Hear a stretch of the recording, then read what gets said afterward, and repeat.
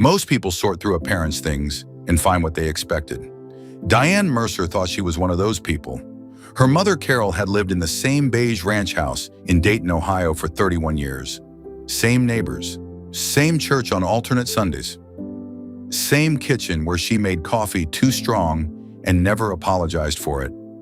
Carol died quietly in March, a Tuesday, the way she had lived, without much fuss and without asking for help. Diane drove down from Columbus to handle the estate, fully expecting to be done by the weekend.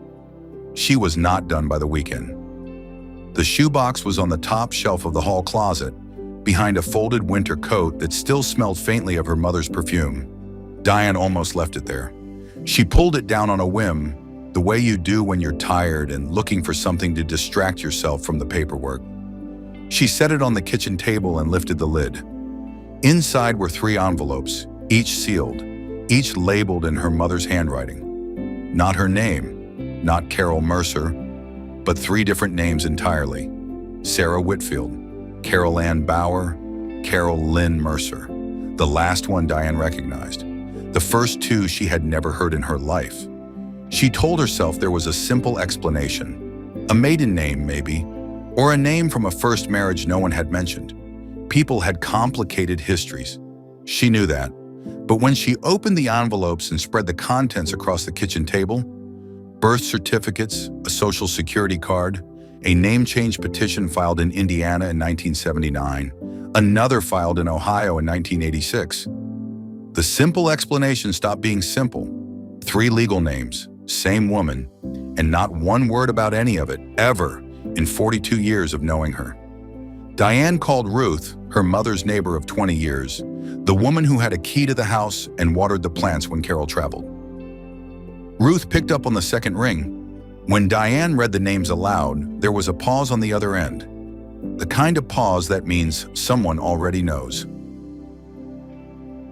Ruth came over that evening. She sat at the same kitchen table, wrapped her hands around a mug of that too-strong coffee, and told Diane what she knew. Carol had grown up under the name Sarah Whitfield in a small town in rural Indiana she had left at 19. She had left because staying would have meant staying inside a situation, a family situation, Ruth said carefully, that had already cost her more than anyone should pay. She had changed her name the first time to create distance. She had married young, briefly, unhappily, under the name Bauer. When that ended, she had changed her name a second time, legally and completely, and started over in Ohio as Carol Mercer. She had found a job. She had found a house. She had eventually found a way to become someone steady and safe and present in the world. She had chosen every part of herself. She had built it deliberately and quietly, the way people build things when they can't afford to fail. Ruth said Carol had talked about it exactly once, years earlier, over a glass of wine on the back porch. She had said she never told Diane because she didn't want her daughter to carry the weight of it. She didn't want the past to be something Diane had to hold. Diane sat for a long time after Ruth left. She looked at the 3 envelopes lined up on the table, at the name change petition with her mother's signature. A different name, the same handwriting, the same careful, slanted letters she had seen on birthday cards her whole life. She had spent 42 years thinking she knew exactly who her mother was. She had been right.